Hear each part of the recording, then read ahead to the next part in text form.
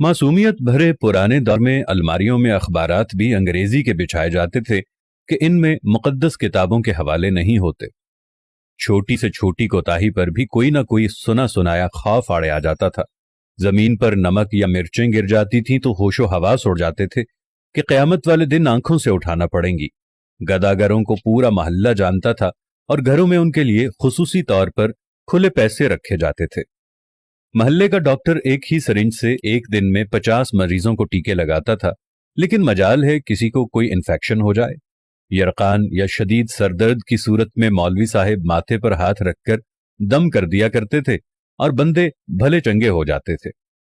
घरों में खत आते थे और जो लोग पढ़ना नहीं जानते थे वो डाकिये से खत पढ़वाते थे।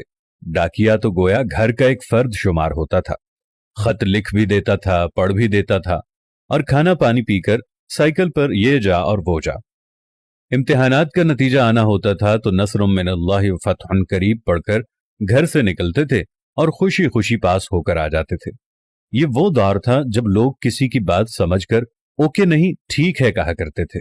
मौत वाले घर में सब महल्लेदार सच्चे दिल से रोते थे और खुशी वाले घर में हकीकी कहकहे लगाते थे। हर हमसाया अपने घर से सालन की प्लेट साथ वालों को भेजता था और उधर से भी प्लेट खाली नहीं आती थी। मीठे की 3 ही अकसाम थी, हलवा, जर्दा चावल और खीर। आइसक्रीम दुकानों से नहीं, लकड़ी की बनी रेड़ी से मिलती थी जो म्यूजिक नहीं बजाती थी। गली गली में साइकिल के मैकेनिक मौजूद थे। जहां कोई ना कोई महल्लेदार कमीज का कोना मुंह में दबाए पंप से साइकिल में हवा भरता नजर आता था। न्याज बढ़ती थी तो सबसे पहला हक बच्चों का होता था। दूध के पैकेट और दुकानें तो बहुत बाद में वजूद में आईं। पहले तो लोग भैंसों के बाड़े से दूध लेने जाते थे। गुफ्तगू ही गुफ्तगू थी, बातें ही बातें थीं, वक्त ही वक्त था। गलियों में चारपाइयां बिछी होती थीं।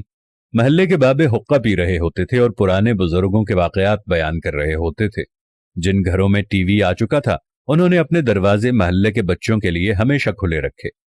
मट्टी के लेप की हुई छत के नीचे चलता हुआ पंखा सख्त गर्मी में भी ठंडी हवा दिया करता और फ्रिज के बगैर भी मटके और सुराहियों का पानी ठंडा रहता था।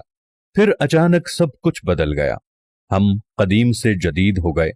अब बावर्ची खाना सीढ़ियों के नीचे नहीं होता, खाना बैठकर नहीं पकाया जाता, दस्तरखान शायद ही कोई इस्तेमाल करता हो।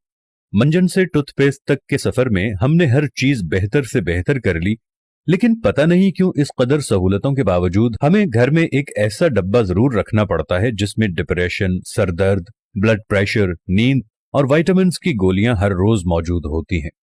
जरा खुद के घर के बारे में ये सारी बातें सोचकर देखें तो आपको सब कुछ यकीनन नजर आएगा जैसा मैंने आपको बताया है।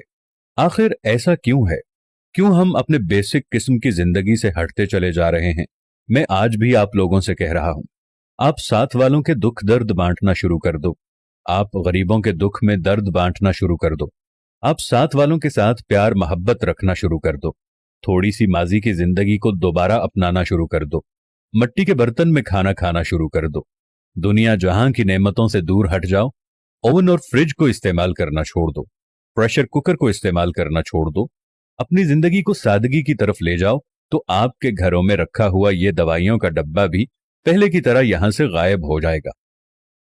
खुदावंद से दुआ है कि देखने वालों को सेहत कामिला और आजिला अता फरमाए। आमीन सुम्मा आमीन या रब्बल आलमीन।